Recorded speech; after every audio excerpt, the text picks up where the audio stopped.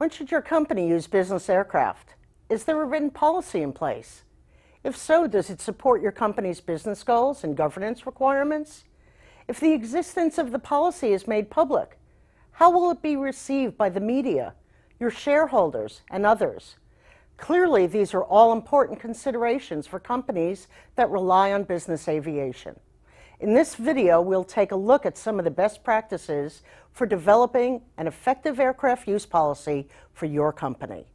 We'll focus on how to develop a policy that establishes clear criteria for using an aircraft. We'll also talk about how to develop a policy so that its guidelines are widely understood and accepted by your company's board, officers, employees, shareholders, and other key audiences. Let's start with a simple guiding principle. A good policy will recognize the value the aircraft provides, institutionalize the circumstances for its use, and ensure that the right uses are clearly communicated.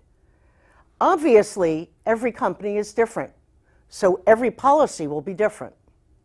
But the most successful aircraft use policies typically have three components.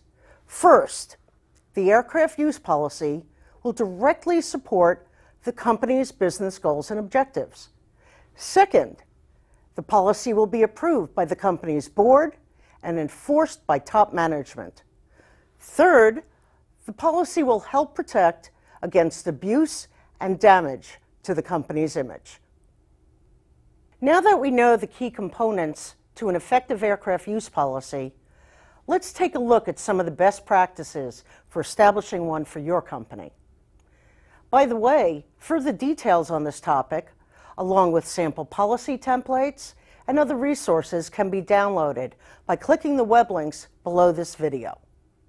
First, your company's leadership must commit to implementing a business aircraft use policy. There are a number of ways to make that commitment a priority. The exact approach, however, will be different for every company. One approach that's often effective is to recommend the development of a policy to senior management through the appropriate chain of command.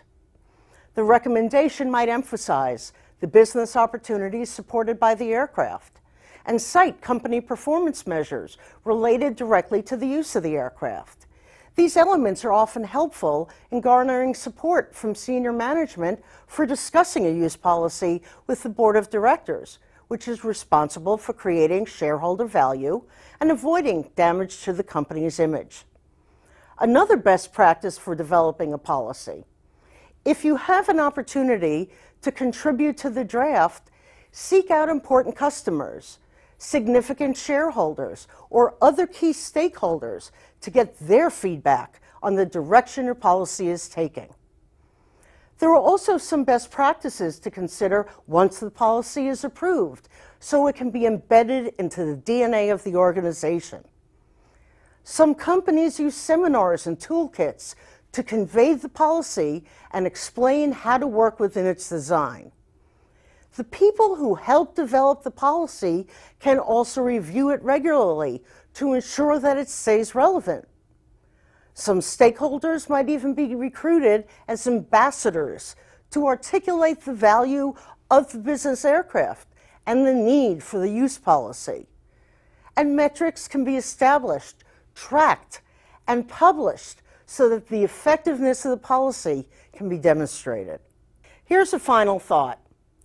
The development of a business aircraft use policy should be seen as a key opportunity to manage and maximize the value business aviation can provide to your company. It can also help you to build the strongest possible case in favor of business aircraft use, which can be appropriately distilled for both internal and external audiences. We hope you found this tutorial useful. Don't forget, additional videos and other resources are available on this website as part of the No Plane, No Gain Toolkit. Thanks for watching.